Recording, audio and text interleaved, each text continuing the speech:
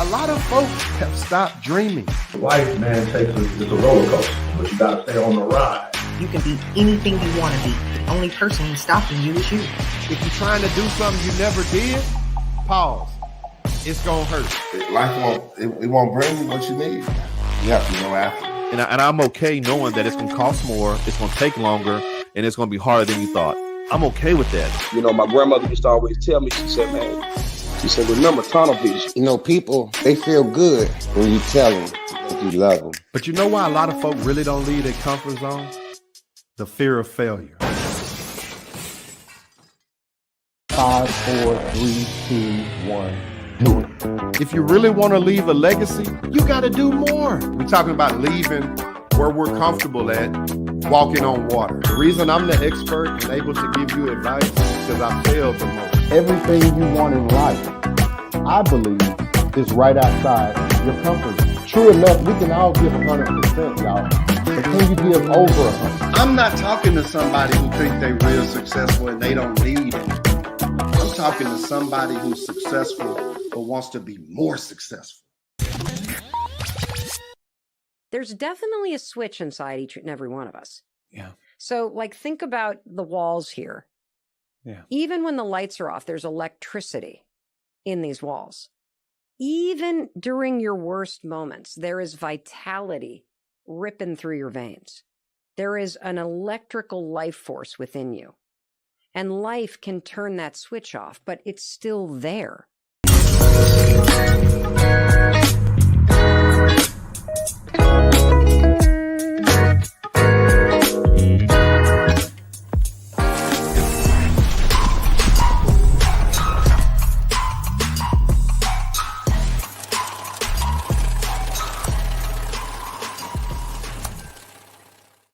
What makes a lion a lion? I'm looking because if I can find out what makes a lion, I can help you turn that switch on. Because we all have it. That switch is in all of us. It's in a high school dropout. That switch is in someone who was homeless and ate out of trash. That switch exists in all of us. And I knew if I could turn the switch on, and if I could teach you how to turn that switch on.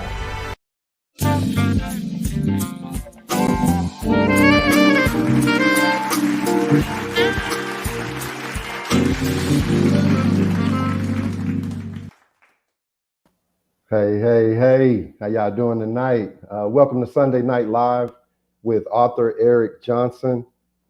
Thanks everybody for tuning in. We're gonna give everybody a second to get chimed in while we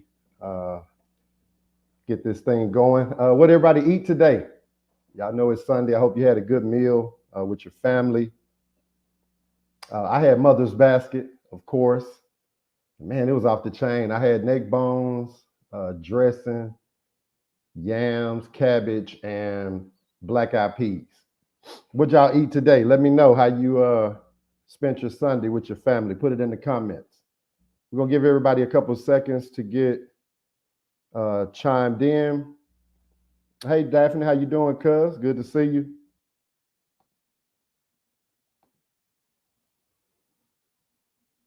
On last week, we talked about the self-check, or for all my collegiate viewers, self-evaluation, looking within, learning how to define and refine who you are. I kind of compared life to chess. You got to look at the board from a wide angle view, play offense and defense at the same time, just like chess. That's life. And we had the brother Boone call in, and he compared life to dominoes. And I like that. He said, hey, you wash them and you have to play the hand that you're given. And self-check, man, what an amazing week last week. We had the humanitarian Lorenzo Gray with us last week, and he dropped some jewels about self-love, self-care, and he kicked off Black History Month. We were able to salute him with the King of Kings Award for making a difference in the community for the last 32 years in the city of Dallas, primarily in the Dallas Independent School District. So salute to the brother Lorenzo Gray. We were definitely honored to have him. Tonight is going to be special. We have a very special guest, good friend of mine, been knowing this brother since high school. And I can't wait for y'all to meet him on tonight. What are you reading? What y'all reading out there? You know, I always promote that leaders are readers. And so the books that I'm recommending this week, John Maxwell, Put Your Dream to the Test. John Maxwell, Put Your Dream to the Test. The African American Paradox by Greg L. Thomas. Fire book right here. Do Black Lives Matter to Black People? Just in the tradition of Black History Month, Black Futures Month. Value the Package. Derek Robertson, good friend of mine from Houston. This book is available on Amazon as well.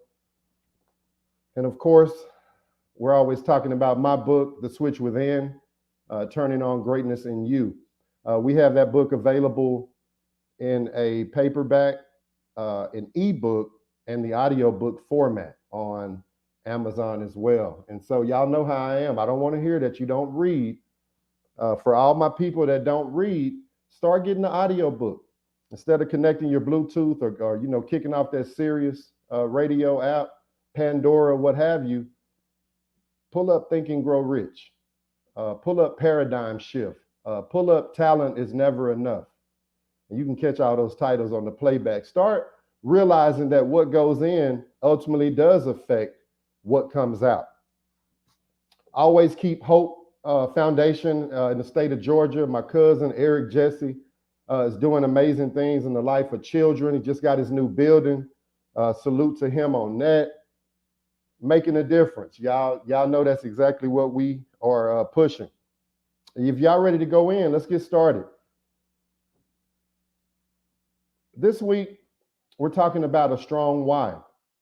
And it's taken from chapter 15 in my book, The Switch Within. Chapter 15 is a strong why. A strong why. If you really want to eat, keep climbing. I quoted in the book, the fruit are on top of the tree.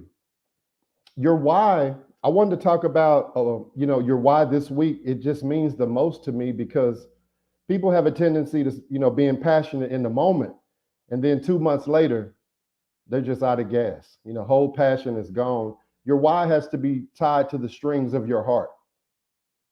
In the book, I talked about Colonel Sanders, how he was rejected 1,009 times.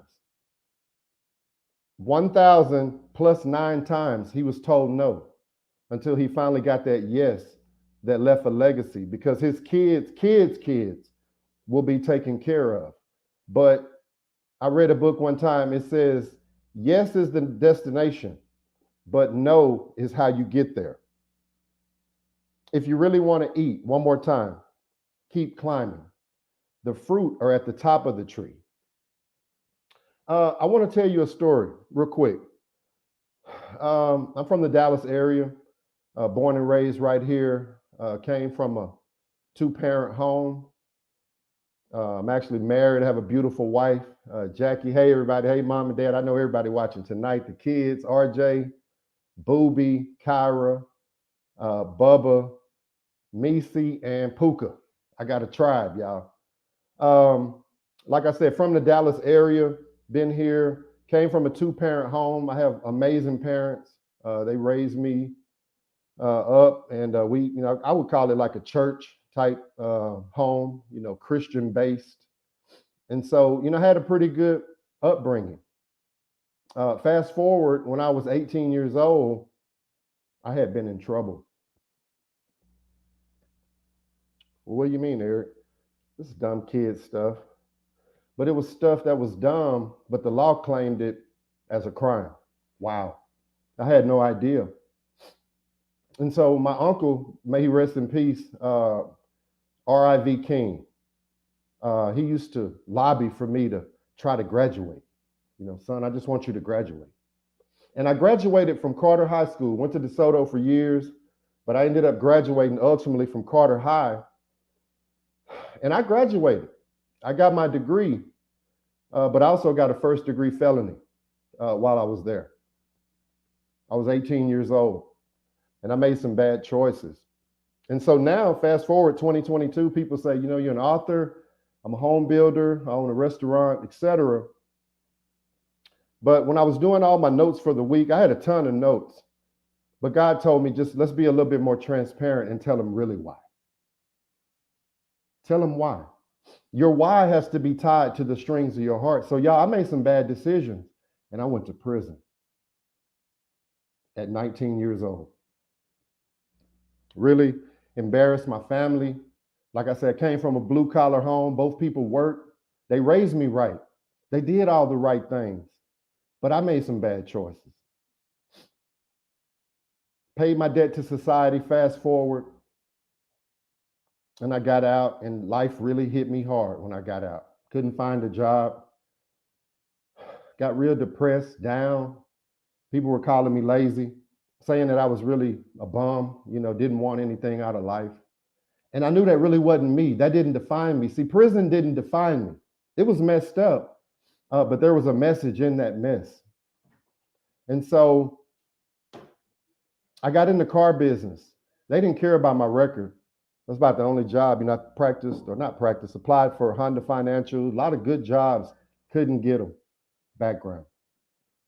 And so going to prison became my secret. It became my secret. It was something that I hid because I was ashamed of it. But God told me to tell the world. And so in my book, I mentioned that I had went. And so I was in the car business, rocking, superstar, had some great months, great years. And then I got into the energy business while I was in the car business.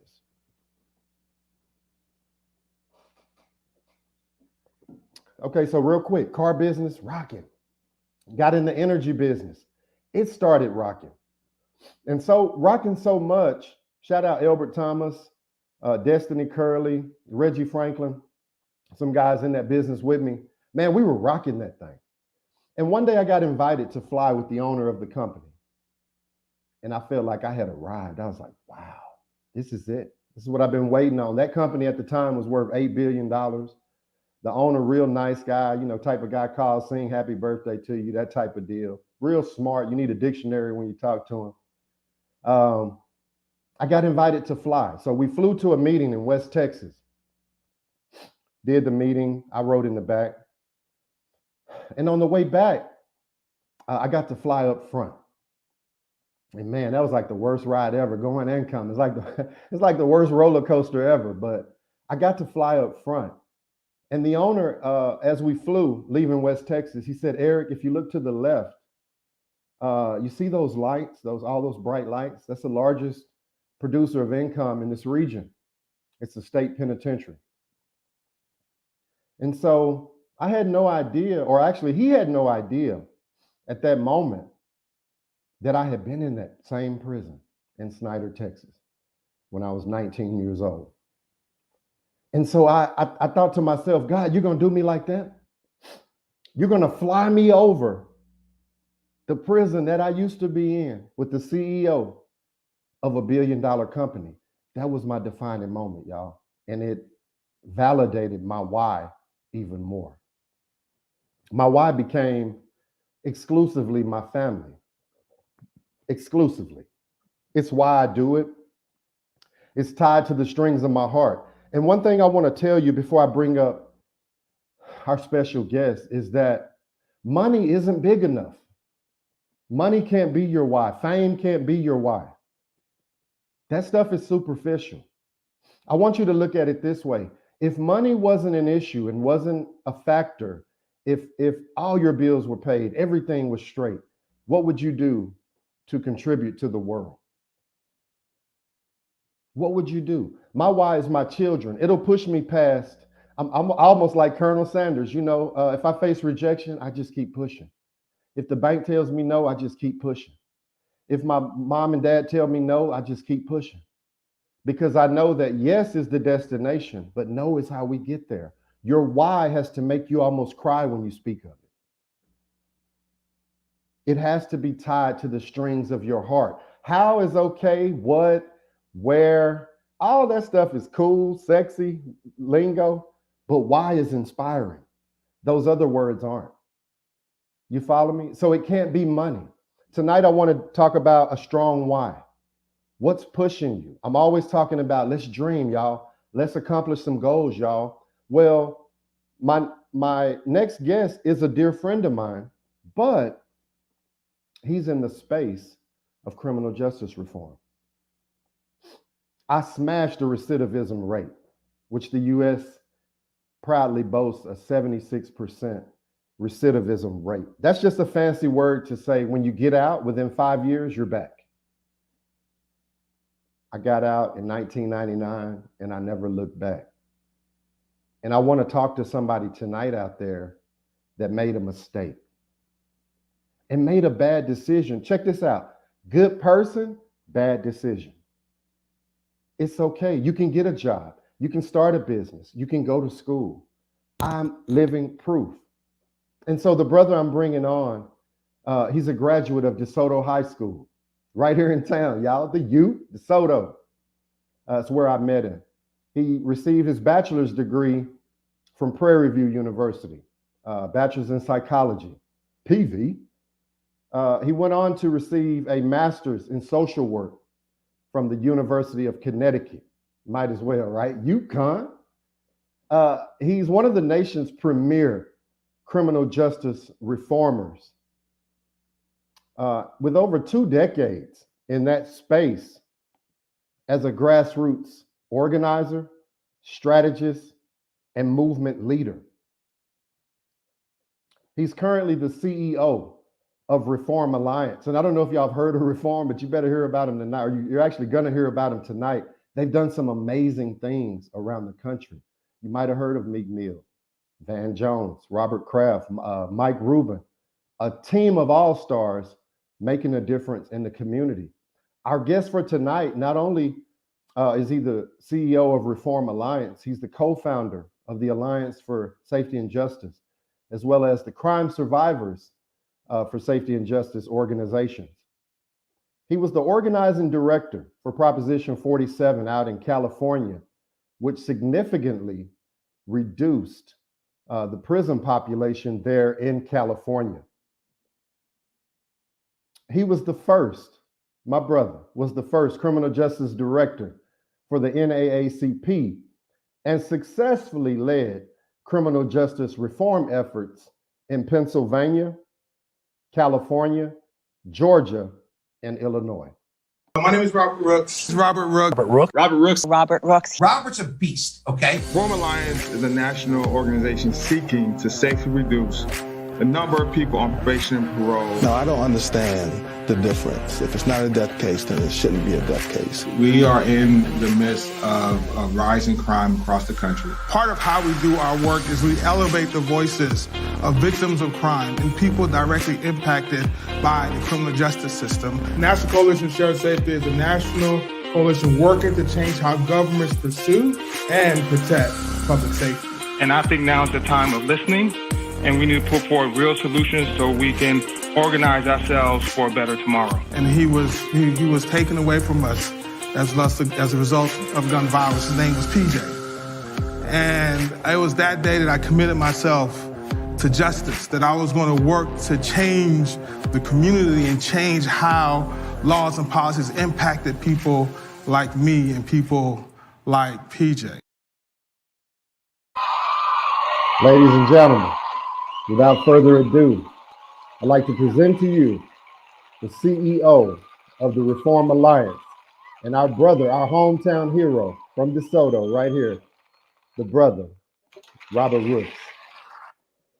EJ, man. What's going on, man? What's up, baby? Man, how you doing, bro? Hey, first of all, I'm sorry about my setup, man. I was planning to be home in my studio and be able to do this, but my flight got canceled. So I'm kind of in the hallway here, but man, I'm glad to be here with you, man. Hey, first of all, let me start by saying this, bro. Like, I love you and I appreciate you and I see you, bro. Like, I see what you're trying to do. I see how you're trying to lift not just yourself up, but your people up.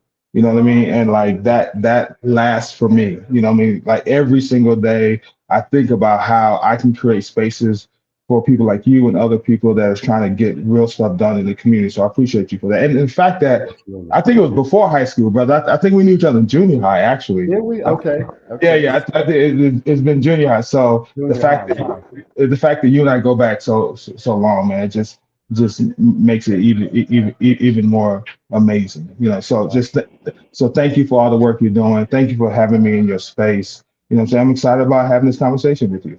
Absolutely. Robert, for everybody that may not know, who you are, what you're doing, where you're from, let everybody know.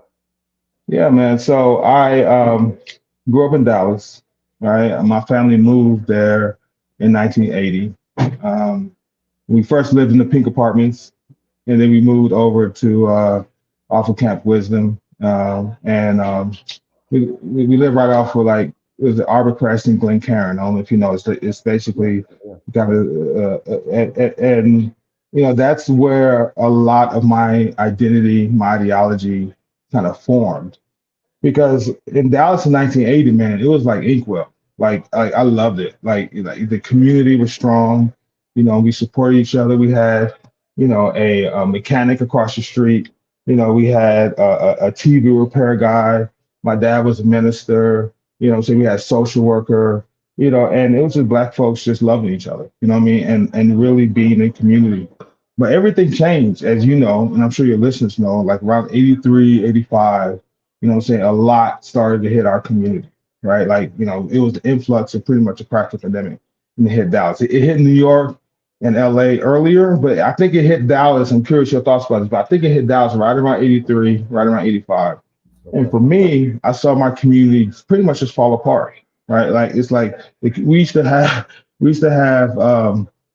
church picnics in the backyard, bobbing for apples, potato sack races. Those are all things that we used to do. And all of that fell apart right around 83 at 485. And so I saw neighbors lose their homes. I saw people start to wander around the neighborhood, not having their full mind. And I saw it impact my own home. And at the same time, my parents divorced and my mom moved us out to DeSoto. And that was her way of saying, listen, I don't know what's going on, but I need to figure out a way to keep my boys, me and my brother, safe. And so for good or for bad, she moved us out of DeSoto, and that's where I started to really understand how it is to be in two worlds, right? So my dad was still in the old neighborhood, so I used to go back and visit and connect with pops and still be connected with my folks in the community. Then I would go into DeSoto and see what was happening there. And that taught me a lot, man. It educated me about life and the world, and who was deserving and who was not deserving. You know what I mean? And so right around the 1990s, and I know you know this time, right? 91, 92, 93, man, we saw a lot of loss in our neighborhood. We saw a lot of loss in our community. I mean, we lost so many geniuses, during that time, shot, gun violence, folks, maybe they were in stuff, maybe they were not, but they didn't deserve to lose their life, And so, and it was, and I appreciate you showing that clip. And it was at PJ's funeral that I was like, this is enough. This needs to stop. And I committed myself to social justice. I committed myself to making a real change, man. And I've been working on that ever since. This is the only thing I've ever done, from going to Prairie View, the Yukon. I knocked on my first door talking to folks in Hartford, Connecticut, similar to folks in Oak Cliff, just, hey, what do you want out of your community, right? What makes sense for safety for you? And I've been working to build that, ever since. Wow, man, that is amazing. So, you're the CEO of Reform Alliance, and we're just so happy and proud. Like I told your assistant, you're the hometown hero, around here, somebody that is just a regular guy, right? From the city, but you did some major things that weren't just regular. And I just want to salute you for that and let you know how it makes us feel. Thank you, man. What does a typical day look like for you, Rob? I know you're super busy with Reform. Yeah, so let me just share a little bit with your listeners about Reform. So Reform Alliance came to exist after the unjust incarceration of recording artist Meek Mill, right? So Meek Meek's been around for a minute, right? Like Meek started off on YouTube, rapping on. He's one of the first artists that I saw like kind of blow up on YouTube. He was like 15, 16, and then he got into the recording industry, right? What people didn't realize is during that whole time, Meek was on probation. He was on probation his entire adult life, right? And what that meant was he had to deal with, rules and stipulations that just didn't make sense, but he had to abide by them the best he could. And so Meek was recording a video, a rap video, and popped a wheelie on the motorbike. And the judge saw that, and the judge thought that violated his conditions of probation, hauled him back into court, and gave him a 4-year prison sentence. A 4-year prison sentence for popping a wheelie on a motorbike.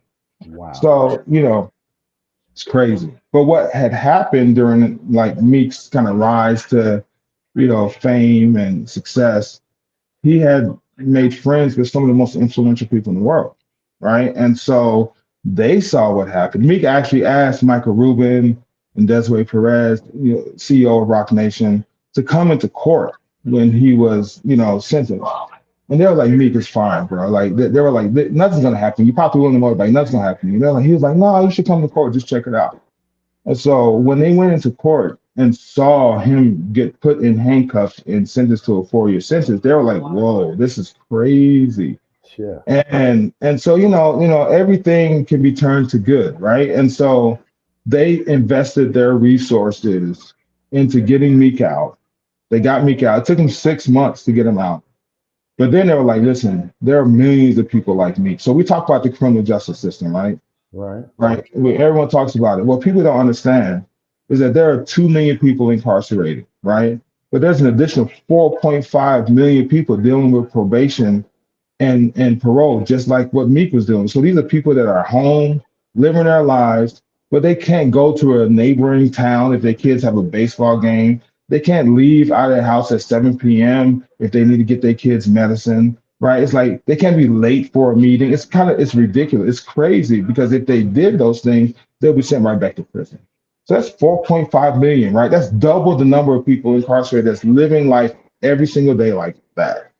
And so they founded Reform, which is an organization that's structured to change laws, change policy, and change culture that's going to help ensure that people get real stability, right? These systems are designed, it should be designed to help people get back on their feet, not to catch people or trap people and get them back in car. They should be facilitated, right? Helping people get into, work, like connected with their family, right? All those types of things. And so our organization is designed to do exactly that. We're going to change laws. We're going to engage with systems at the county level. Like, what are you doing? What can you do better? Right. And we're going to engage in culture because some of the leading influencers in the world are folks that are on our board. Right. So we benefit from having Jay-Z on our board. We benefit from Meek Mill being on our board. We benefit from Michael Rubin, owner of Fanatics. Like all those folks are on our board and they're willing to give their time and their profile and their leverage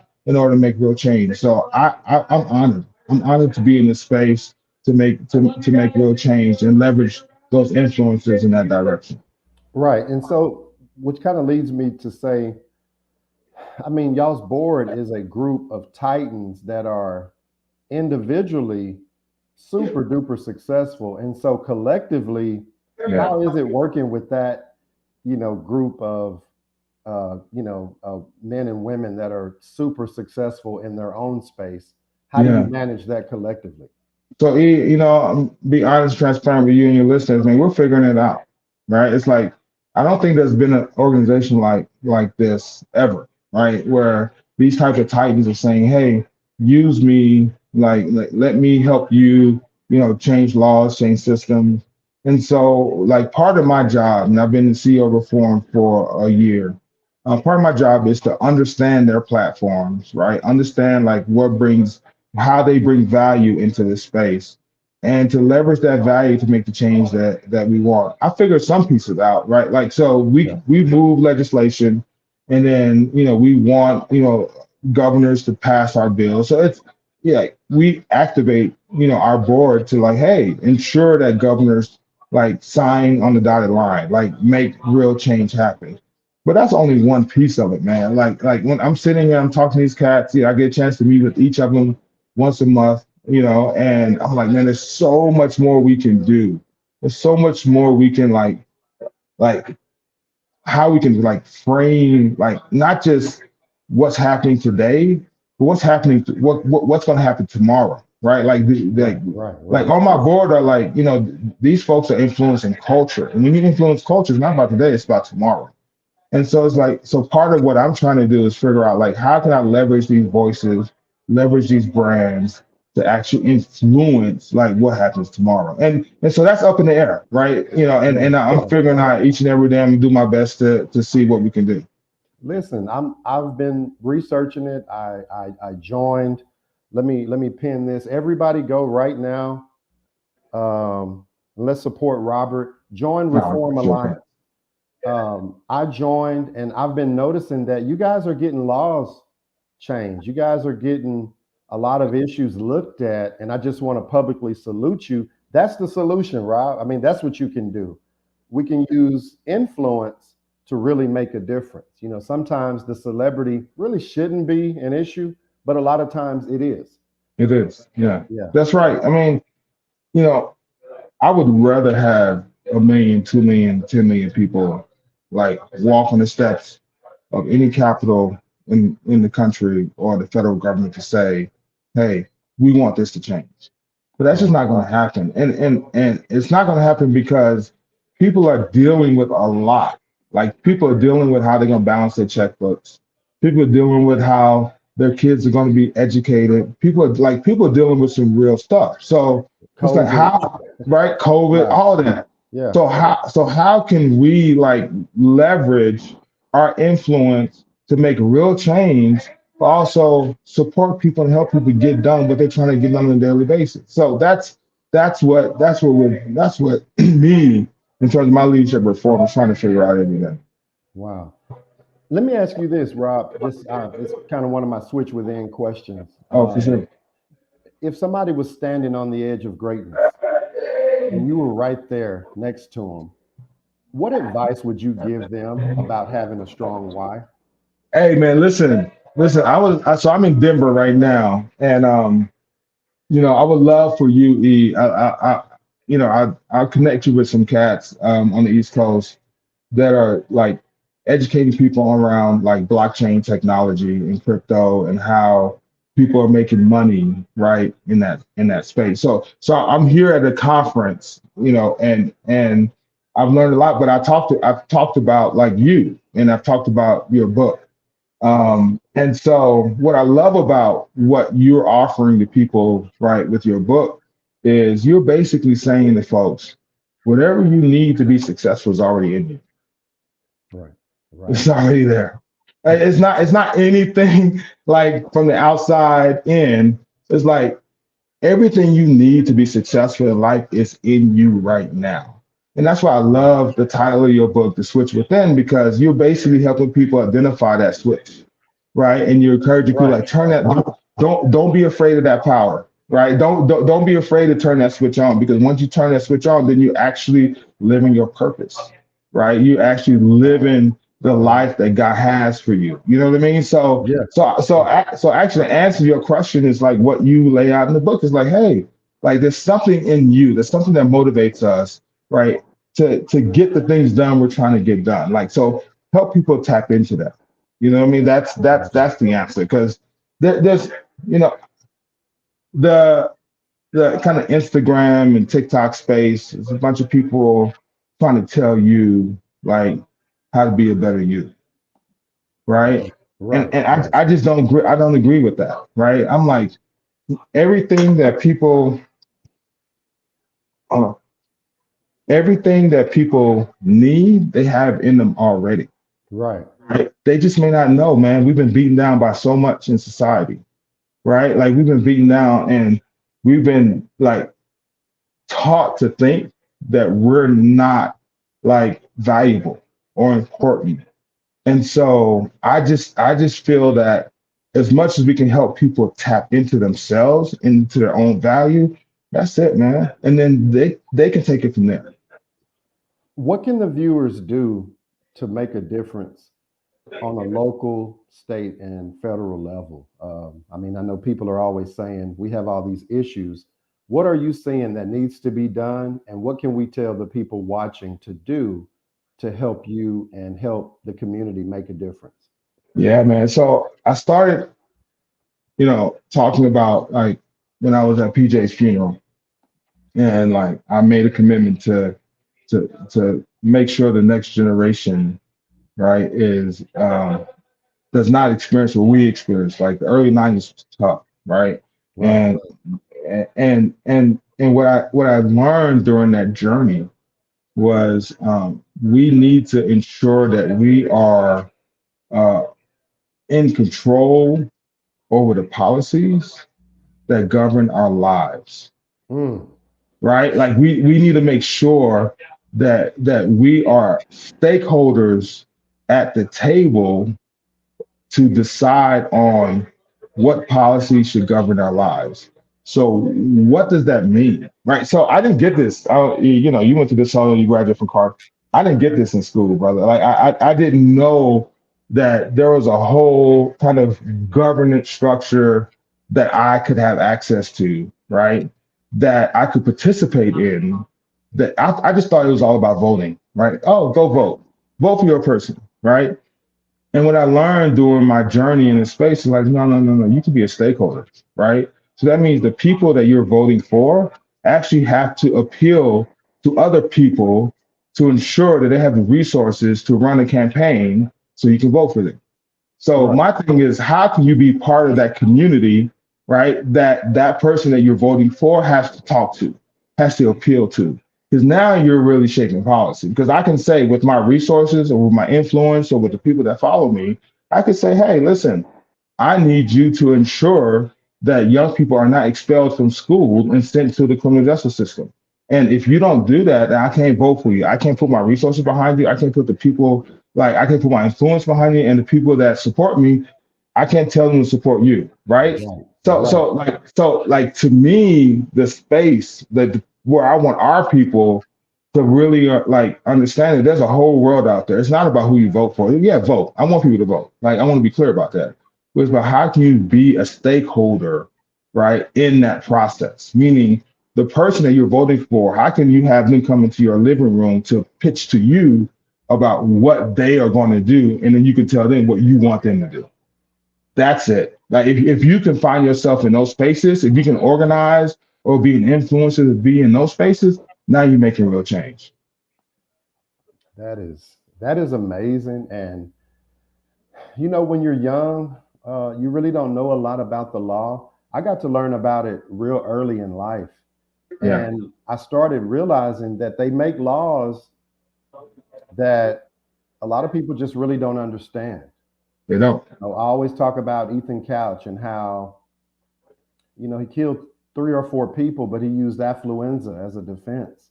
And so I didn't know what affluenza even was. But that was just my ignorance of the law. And so it made me interested to want to learn and to see you guys. I think it was in Virginia. Yeah. Down there. I mean, getting laws changed. Now we're talking. You follow? Now we're talking. Yeah. So 40% of the standing prison population in Virginia are folks that are in not only new crime. Isn't this crazy? Like these are people that did not commit a new crime. These are just people that maybe broke a law or was late to a meeting or like travel outside of the jurisdiction that they were not supposed to. Like these are people that basically live life like you and I live every day, but because they was on probation and because it was a violation, right, they found themselves back in prison. Isn't that crazy? Like 40% of the standing prison population. So we basically partnered with a guy who a genius cat in Virginia, formerly incarcerated himself, came out, became an attorney, and became an elected official. And we partnered with him to ensure that, we change that. And so now the criminal justice system in Virginia can't just violate you and send you back to prison because you broke a law, right? It's like there has to be steps to the process, right? Yeah. And so we believe that we will see significant decrease in the prison population in Virginia. And it was all because of our partnership with this cat that wanted to see his community better. And so that's what we're trying to do. We don't fly in, right, and say, hey, here's what we think. We want to partner with people on the ground in the states that they're in around how can we bring the visibility to the issues you care about. And that's what we're able to do in Virginia. Right. I know you guys had a goal of trying to reduce the number of people on probation and parole of 1 million people. Yeah. How are you guys doing as far as a benchmark on, chipping at that goal? Man, first of all, I appreciate you for your research, man. You're on it. And so the goal of reform is to reduce the number of people in the system by 1 million. And we're going to do it by changing probation and parole policy, right?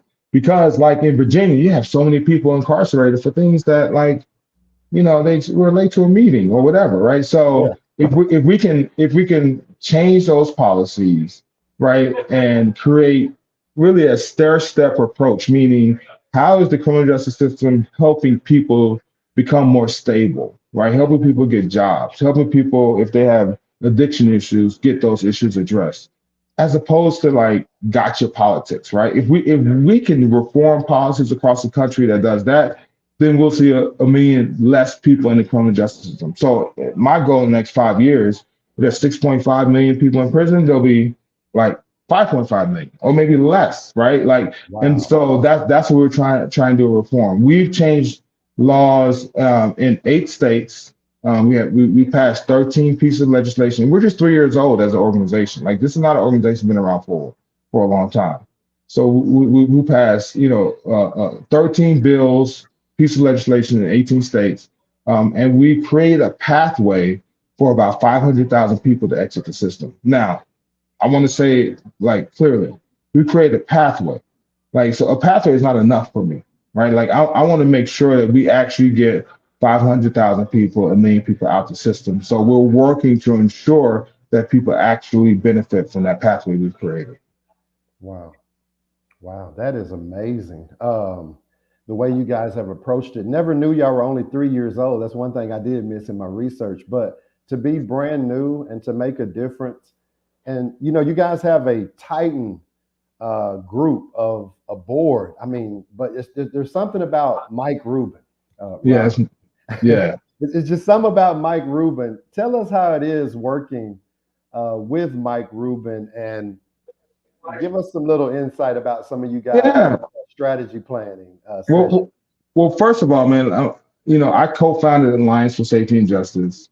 Like, it's an organization that's dear to my heart, and I wasn't looking to leave, right? And so I met Mike Rubin. He at first asked me, like, who should he consider for the job, and we talked about that. But then for some reason, right, he honed in on me, right, as someone that he thought would fill the shoes of Van Jones, right, moving forward. And I appreciate Mike because his whole ideology is that no is a precursor to yes. Right. It's like, so I first told him no, right? I'm like, no, I'm good. And then he came back and he made, the job and opportunity like more interesting, more exciting for me. And then I got a chance to see, okay, this is why this guy is the way he is. Like, he's a deal maker, right? Like, he makes deals and he knows how to connect people. And so I appreciated that. I appreciated the love and outreach and interaction we had. And to me, that's the Mike Rubin I know. I got a chance just last week, to meet with like all of his friends. He had a luncheon at the Super Bowl, and he invited me to come along. So I met Stephen Jones, and Stephen Jones know about DeSoto, by the way. Like, we were chopping it up. I'm like, yeah, I'm from DeSoto. He's like, oh my God, this is amazing. He's like, it's amazing athletes. Like, yeah, Von Miller. Like, who are you going to see tomorrow? So we Earl Spence. Yeah, all day, right? So we got a chance to chop it up, man. And so basically what Mike Rubin does is he brings people together from sports, from entertainment, from hip hop, culture. There's very few people like in the country that has that influence, that has that ability. And I'm still learning about all the different kind of ways that plays out. But you know, it's exciting to be able to work with someone at that level, that's cutting deals, that's making life better for people, and is willing to listen to me in terms of what I have to say in terms of how we should be moving. So that's a little bit about Mike, man. I you know, he's dear to my heart. He brought me to this space. You know, he's making real change happen. He just bought Mitchell and Ness, so Meek Mill, Really? yeah, he Meek Wow. Mill. But see, this is the thing about Mike. It's like Meek Mill, Lil Baby, right? They basically all and Jay-Z all came together to buy Mitchell and Ness and to bring them into the kind of the sports, you know, franchising space. And so Mike is not just about like cutting deals for him. He's creating space for other people. You feel me? Right. And so I love that about him. I appreciate it. And so let me ask you this, Rob. This is just a personal question. Did you get a little nervous when you start meeting all these billionaires like Jay-Z and, you know, people like Meek Mill and Van Jones? Oh, for sure, man. So once I decided I was going to go for the job, I had an interview with all of them. So it wasn't one interview. Wow. It wasn't two. I had an interview with Jay. I interviewed, you know, with Meek. I had an interview with all of them. But man, what I realized, man, they're regular folks, man. Like they're like me and you know, and they figured out their value, you know, to the space, to the culture. And so once we got through the like superstar stuff, that I realized like who I'm talking to. You know what I mean? I'm talking to another person that just wants their kids, their grandkids to live in a better world just like me. And that's where we connect. You feel me? And so yeah, it was nervous at first. You know, it was crazy. Like you don't get a chance to, you know, get on the phone with Jay. You know, like people don't get a chance to do that. You know, but I did. But then, you know, he knows like Jay, he knows his power, right? And so he immediately got on the phone, started cracking jokes. So I'm laughing. You know, I'm like, oh, okay, cool. Like, and then we immediately got into the work, you know. So it's all good, man. These are regular folks that's just trying to make tomorrow, you know, better for all of us. And I appreciate them for that. Absolutely. Rob, another personal question. What does the next 5 years look like for Robert Rooks? Man, so this is what I was saying to you earlier. Like, yeah, I want you to really think about like how you can bring your audience into this like crypto space, right? Because what's happening here is they're creating a kind of web universe, right? Like Facebook moved it from Facebook called Meta, right? And so there's a transition that's happening regarding Web3. And Web3 basically is like you can live your life on the internet, right? And you can put up, you know, an avatar to represent yourself, and you can make money off of it, right? And you can actually be independent, you know, based on that. And so, I like whatever people think about, like, you know, the internet and gaming, whatever. I love this idea because Black folks can actually go and make money. Like if you have a felony on your record, it doesn't matter, right? If you're in the Web3 space, you see me? So it's like, how can we get our people into that space, and making resources, and they'll allow them to be independent, right? So then, to your earlier question, what would you do if resources isn't an option, right? What would you do if money isn't an option? So I think Web3 is the greatest opportunity for our folks to make passive income to allow us to do the things we've always wanted to do, right? So if you don't want to check into work 9 to 5, you're making money in other places, right? Cool. Now, what would you rather do instead, right? And people can answer that for themselves.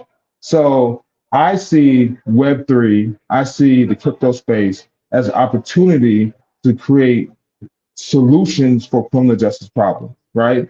Because right now, I mean, you'll be surprised, man. I've done criminal justice work all across the country. There are still court systems that are collecting data in Excel. Excel, like Excel spreadsheets. Wow. They're collecting data in Excel spreadsheets, right? So it's like, man, how can we digitize that stuff, right?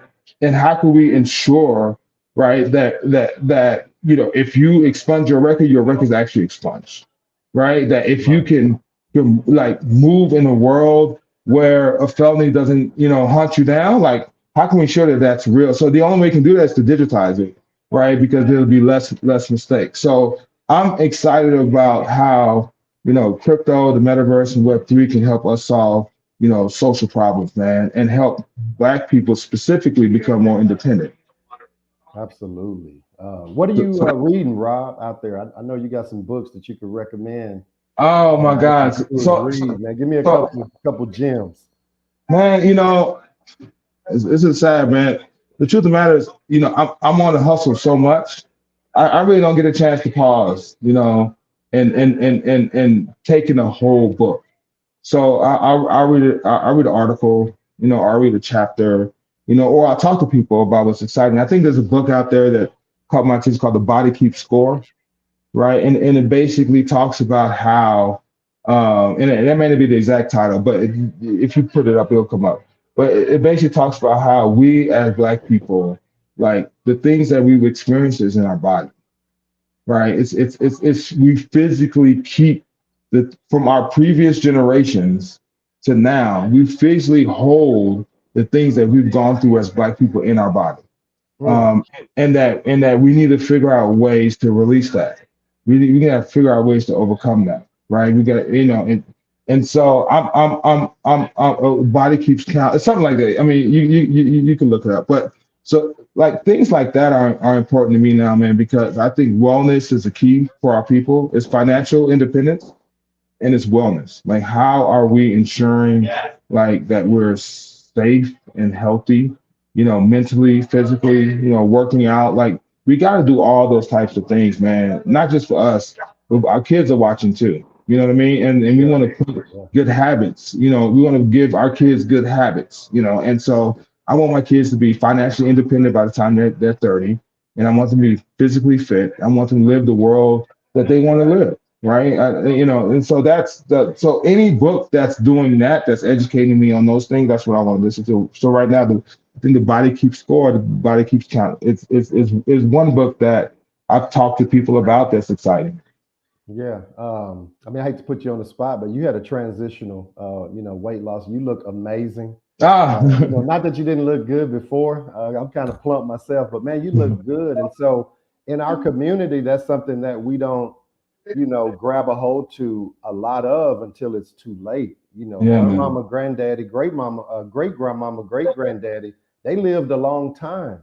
Didn't hear a lot about cancer, and high blood pressure and, diabetes the way you do now. So health and wellness, I definitely want to salute you on, championing that.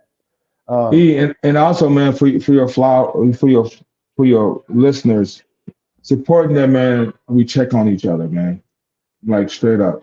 Yeah. Like everyone that, it may appear that they're doing well, they may not be doing well. If they're doing well, great, check on them. If they're not doing well, check on them. You feel me? Yeah. So it's like we want to, I would love for us to just start looking after each other, supporting each other and connecting with each other, man, and check on each other, because the largest increase in overdose deaths has been Black men.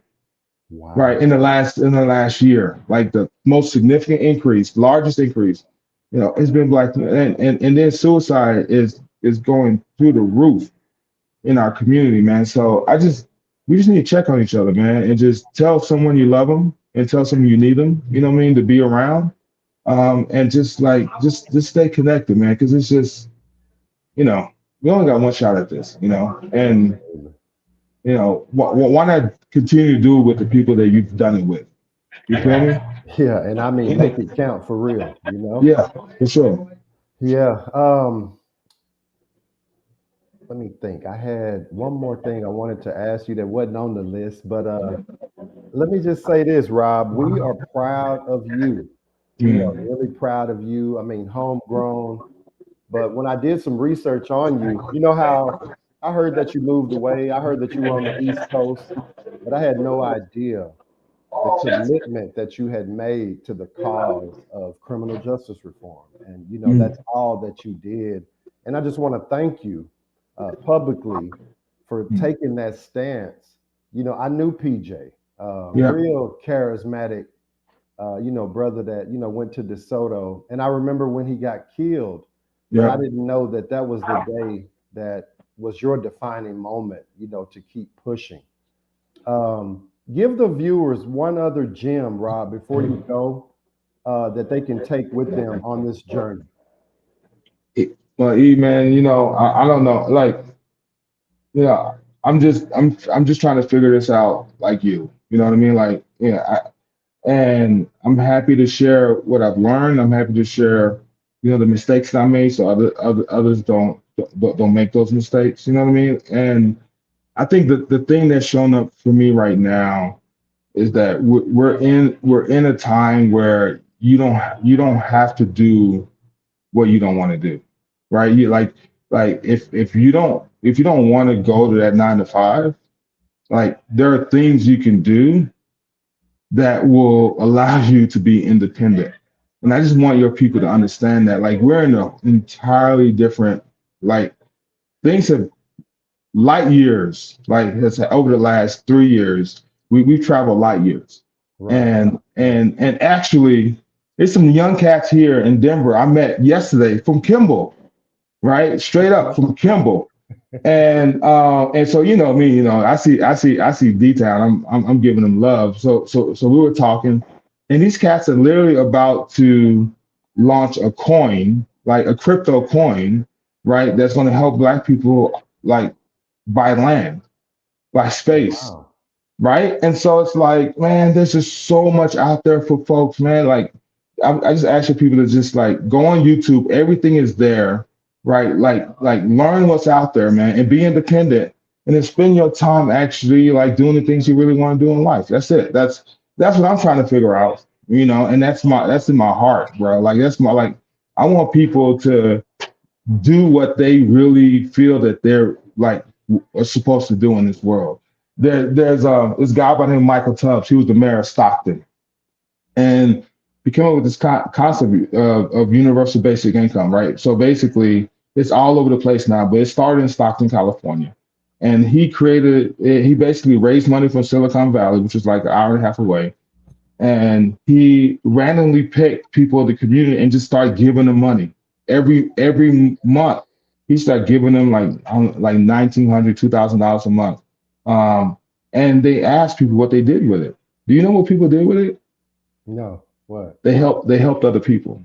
Wow. Okay. They helped other people. I know. So it's like the stigma is like, oh, you know, people are gonna, like, you know, buy cars or get high or do all the other stuff. No, man. People helped other people. And so my thing is, like, let's figure out how you can become financially independent, right? And then let's see what you're gonna do with that. And I believe that our folks are gonna help other people. I believe that too. You know, yeah, man. When I saw South Oak Cliff, Sock, you know, win the state. Yeah, I was excited. And I think we had the Subtle Cat on the coaching staff too. Yeah, I definitely believe so. But, you know, one thing I want to point out, Wayne, yeah, right. During that time, Rob, it was a feeling in the city that I had never seen before, and it was nothing negative.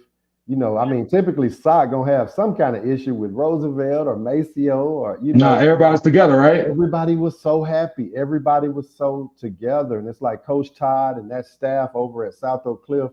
I mean, Sock looked like SMU now. And so, you know, just to line this back up with what we're talking about, better resources, better results. That's it. And so that's it. And don't believe, like, listen, man, media is going to give you a lot of BS, man. Like, don't believe the hype. Like, you know your people, right? You know your family, you know your community, right? If you had $1 million, you know how to spend it. You know what I mean? And so it's like let's bet on that. Like, let's get our people what they need so we can actually invest in our community. You feel me? So I think that's it, man. That's what I would love to see. That's what I'm striving for every day in my life. Man, I just appreciate you, Rob, taking time out tonight. Man, I mean, this is I, amazing, man. You know, hey, listen, let's do it again. Let's do it again, E. let's do it again, man. I definitely want to have you on. And once again, I just want to thank you. You are one of our hometown heroes, and the people here in Dallas, Fort Worth, specifically the city of DeSoto, DeSoto High School. We salute you, my brother. Oh, thank you. But hey, man, I salute you, man. I see what you're doing. I see how you're showing up for people, man. I love you, bro. Like, just keep going. You know what I'm saying? And anything I can do to help and support, man, I'm there. I appreciate you, Rob, man. Enjoy your Sunday. And once again, thank you so much for taking time out to talk to everybody. For sure, man. Anytime. All right, Easy. appreciate it. Thank you. All right, everybody. Wow, wow, wow. We sure are happy to have Rob on. And he dropped some jewels for us.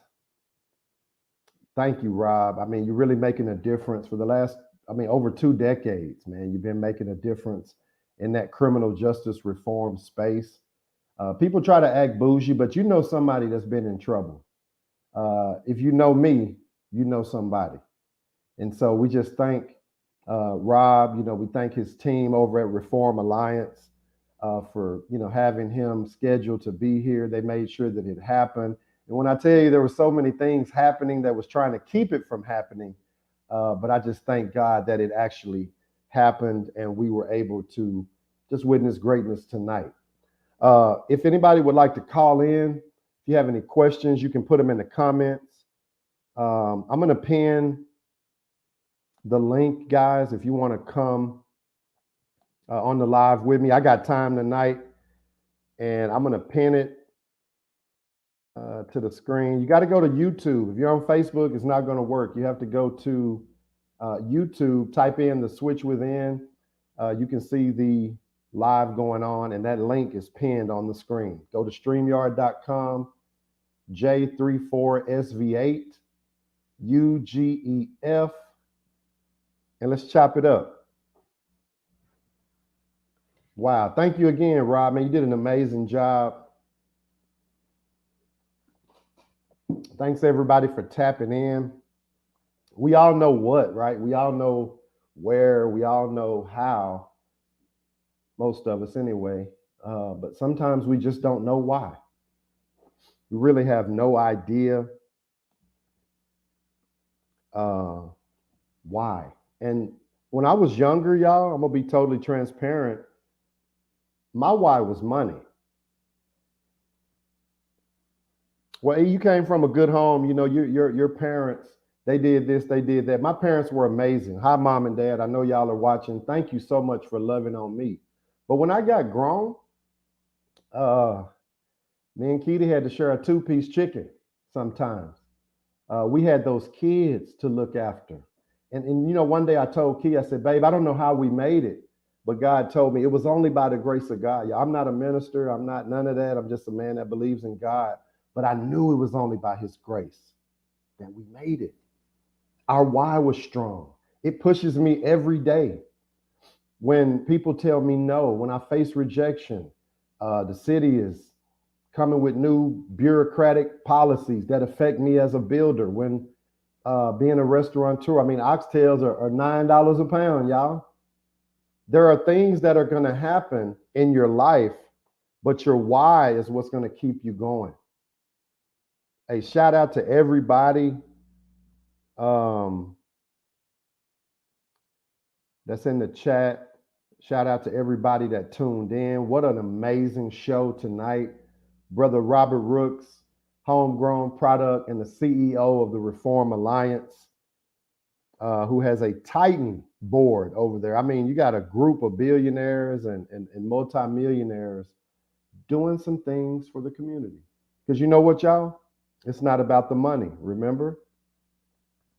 Let me go even further, like my little nephew, Bentley Green. Shout out to Benny Green and Tuntun. Bentley said when he was a little bitty boy, I think he was on Ellen. And she said, what about the money? And little Bentley, man, he said, no, Ellen, it's not about the money. It's about the love. It's about the love, y'all. The money's gonna come and go. The car's gonna come and go. They're gonna be raggedy Bentleys after a while, you know, leaking oil. That house is gonna get older. You're gonna have to upgrade it. But your why is inspiring. It's inspiring to people. Shout out to everybody in the chat. Elbert, baby, I see you out there, my baby Kiwi. Much love to you. I love you. Like I said, Elbert, Kimberly Collins, Cedric Looney, what up, King? PK, Phil King, I see you, man. Thank you so much. Stacy Mitchell, Buck, what up? Sherry Jones, Slim, I see you out there. Courtney Hamilton, Keith Wesley, Christy, I see you. And KC, what up? Him Luxury Worldwide Clothing, His Eternal Message. Y'all check that out. That's dope. What up, Benny? Ooh. Murphy, Daphne Davis, thank you, baby. Nikki, I see you. Thank you and Paul so much. Y'all are such beautiful people. The plight and struggle of Black people in America. The King Lorenzo Gray. What up, brother? Dad, I see you.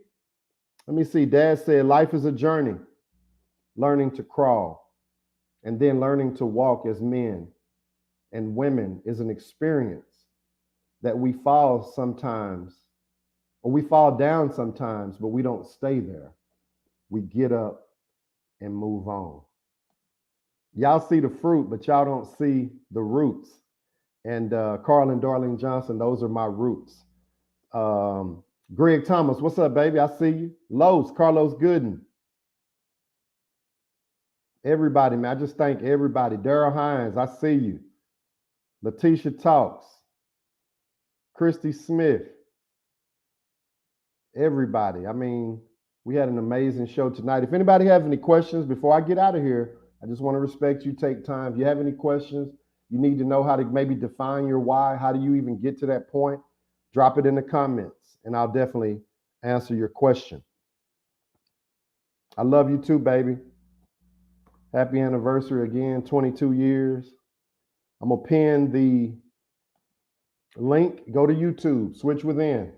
Look in the comments, or you can go directly to StreamYard. Lorenzo Davis, I see you, baby. Go to StreamYard.com, type in those series of letters and numbers. If you want to pop up and say something, you want to drop a point on having a strong why, feel free. I got time tonight, y'all.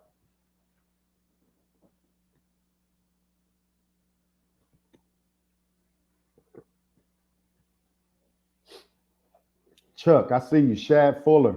Listen, if you guys need self-defense, you have children that are being bullied, if you've been a victim of domestic violence, any type of violence where you feel bullied, I want you to look up right here in DeSoto, Fast Fist Martial Arts. Fast Fist Martial Arts. I want you to look that up and know that you're dealing with a brother that's founded and based not in just martial arts, but in integrity, in caring. I'm talking about Shad Fuller. I call him Chuck Norris. He got a 5th degree black belt right here in town.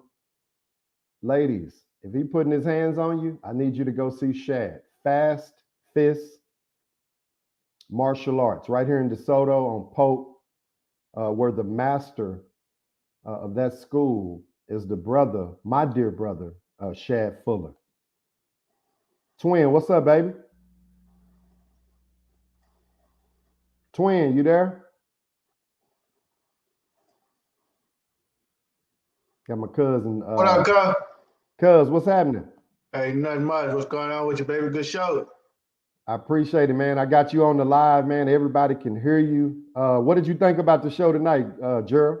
Oh, bro, that went deep, man. I love it, man. I like what you're doing, man. Y'all keep it up, man, because it's a great thing going for everybody. Yeah, you know, Rob got a bachelor's from PV. I thought about you and Twin, man. Yes, sir. PV Nation. PV Nation. PV Nation, man. You got some people from Grambling may not agree with that, but hey, you know, right. We got love for everybody in the SWAC. Absolutely, They just man. made some bad I'm choices. just high side. Yeah. So They let just me ask you made, this, Gerald, since I got you on. yes, sir. In a time in your life, Gerald, that you had to dig deep, and I ain't gonna say you were thinking about quitting, but you may have thought about re-strategizing some stuff. You had to really dig deep to, push forward. What were you telling yourself, man, during that tough time in your life? Man, well, you know me, I'm cause I ain't got no kids or nothing like that, man. But I always was trying to do bigger things and leave a legacy for my niece and nephew. I always look at them and try to make a better life for them, so they don't have to deal with some of the situations that I had to deal with here in life. So I just want to make everything just a little bit smoother for them as they go through their journey in life.